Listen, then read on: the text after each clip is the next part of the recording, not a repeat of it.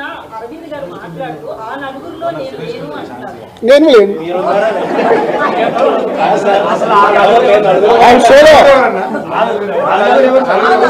ఆయన అడగండి. ఇప్పుడు ఒక జోక్ చెప్తా.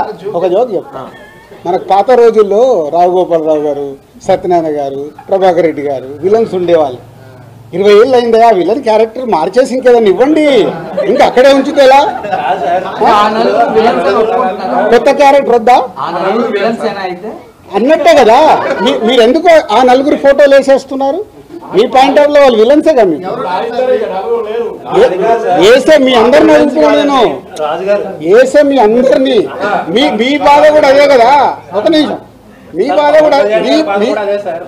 కూడా అదే. ఆ 4 ఫోటోలు లేకుంటే మీకు ఎవడు చూడడు. మీ బాధ మీది. ఎవరి బాధలు వాళ్ళే. ఇక్కడ ప్రపంచవ్యాప్తంగా డిస్ట్రిబ్యూషన్ నడుస్తుంది, పర్సంటేజ్ నడుస్తుంది అన్నారు. మరి ఒక్క తెలుగు రాష్ట్రాల్లోనే ఎన్ఆర్ఐ పద్ధతి ఎందుకు ఉంది డిస్ట్రిబ్యూషన్ చంపడానికి? కాకపోతే అన్ని పర్సంటేజ్ ఇచ్చినప్పుడు ఓన్లీ మనకు ఒక్క చోట ఎన్ఆర్ఐ సిస్టమ్ ఉంది, ఎక్కడా లేదు. అదే అడగండి మరి, అదే నిర్మాతలను అడగండి. నువ్వు అడిగిన క్వశ్చన్ రైట్. నిర్మాత నేను ఎవరిని చంపుతున్నాను? నా డిస్ట్రిబ్యూటర్ ఎవరిని చంపుతున్నాడు? ఎగ్జిబిటర్. సో తప్పెవరిది? ఆడియన్కి హలో, నువ్వు ఆడియన్కు నచ్చితే థియేటర్కి వస్తావు, రాకుండా నాకు వద్దని కూర్చుంటాం. మేము అలా కాదు కదా. సినిమాలు మీరు చేస్తున్నారు, ప్రజలు వచ్చి మిమ్మల్ని సినిమాలు తీయమని అడగలేదు, కానీ రిలీజ్ టయానికి వచ్చేసరికి మీరు మా టికెట్ రేట్లు పెంచండి అని చెప్పి వాళ్ళని ఎత్తిన బండరాయేస్తున్నారు. అది ఎంతవరకు correct? Me cost of production ఎందుకు తగ్గించుకోరు మీరు? కరెక్ట్, అది ప్రొడ్యూసర్లను అడగండి, నన్ను కాదు.